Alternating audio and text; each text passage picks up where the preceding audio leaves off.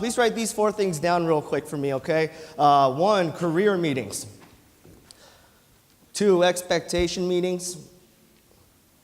3, pre-release meetings. And 4, monthly reviews and calendars.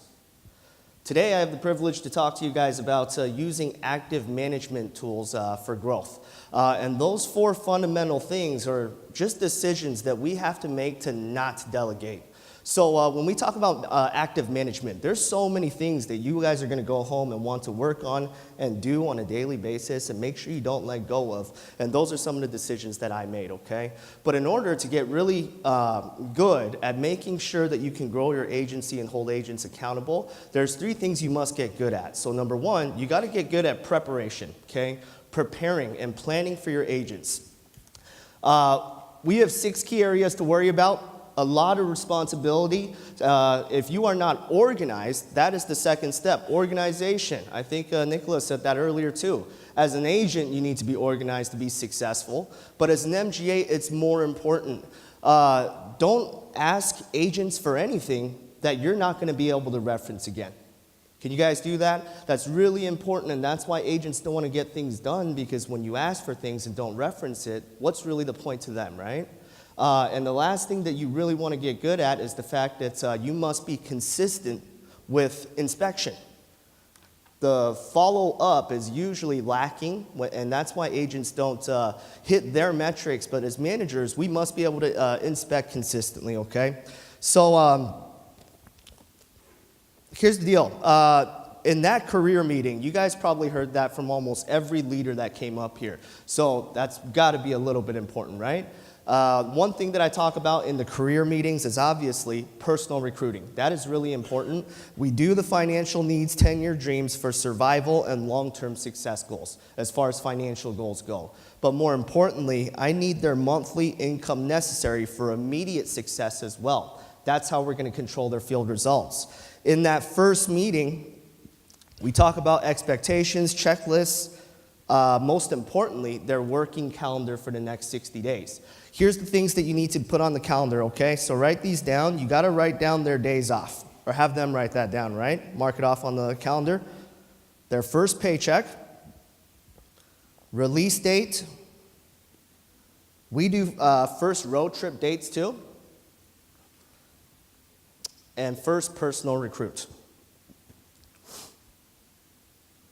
Now, for released agents, I do monthly reviews and calendars for everyone. Actually, can we pull that up real quick? The calendar that you guys probably have for January.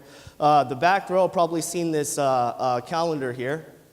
Who's actually seen this before in this room? Probably quite a few of you.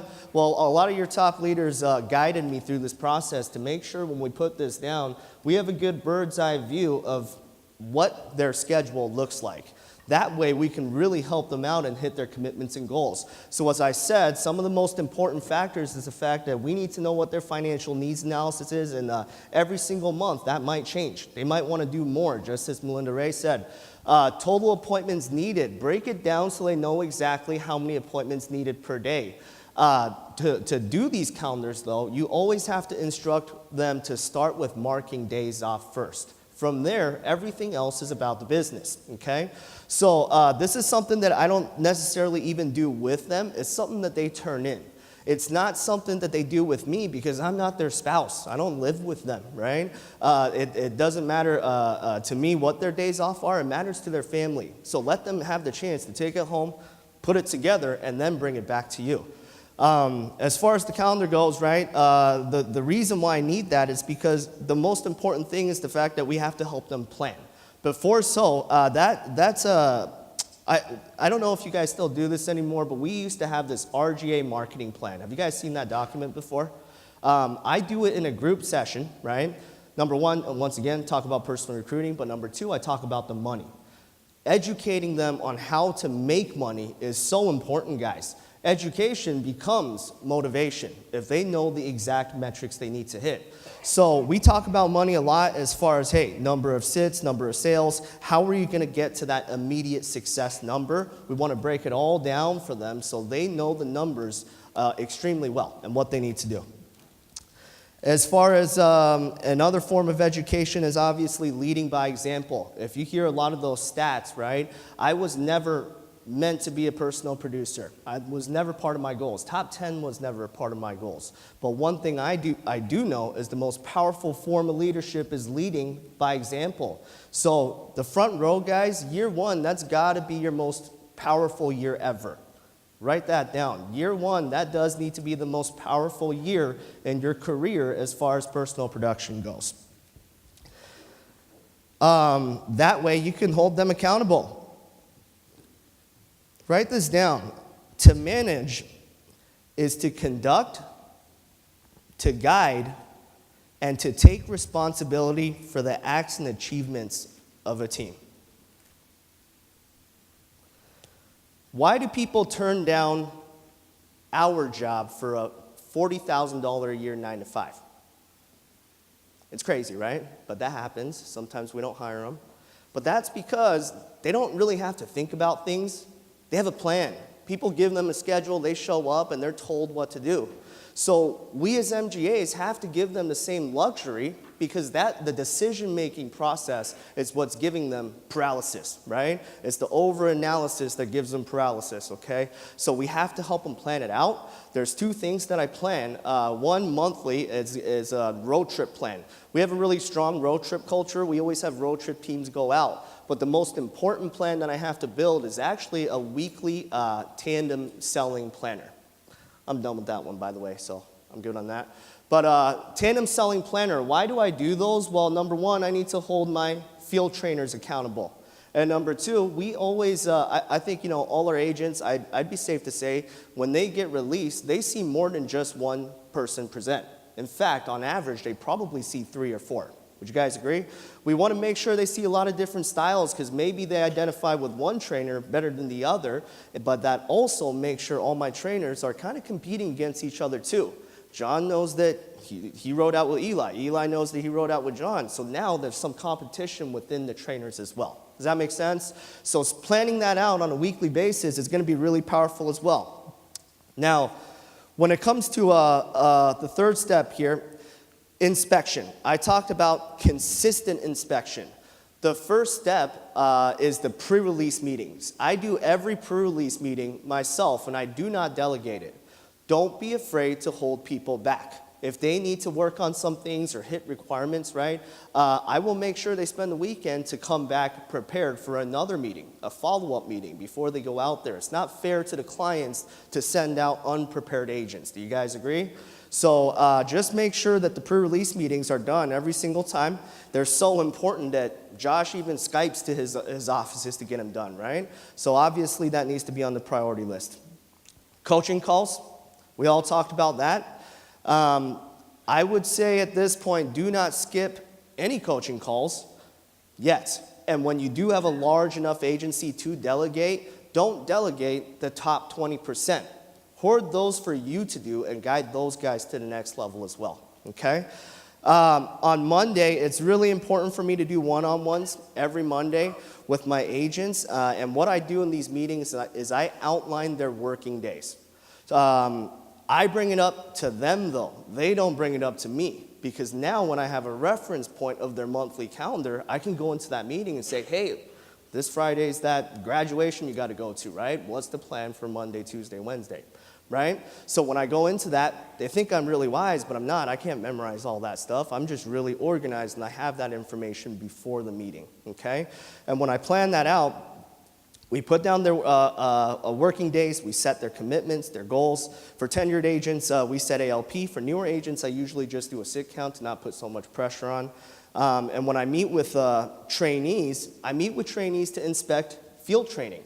The field training checklist is really important, guys. And what I actually did was I added hours to start times and end times. So that way, they can truly see Opportunity Unlimited. Who's been guilty and left for the field an hour late before? Okay, everybody's hand needs to go up, right? Who's been guilty and sent themselves home? Maybe it was like snowing and dark out. First day of daylight savings, right? I think everyone goes home early. But at the end of the day, those two, the bookend hours, I call them, they're so important, guys. If you take 2 hours away from every single day for a full year straight, that's 730 hours, guys.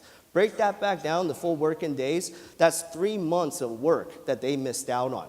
So the only reason why I hit top 10 is I gained a whole quarter off of everybody else, and that's why I was able to do what I was able to do. So just make sure those booking hours are executed by inspecting through the trainees. Halftime coaching. Please write that down. When you think about any competitive sport, there's always a halftime, right? Can you imagine if you played in the NFL and went to the Super Bowl, the coach was watching the performance instead of coaching their team in the locker room? It won't make too much sense, right?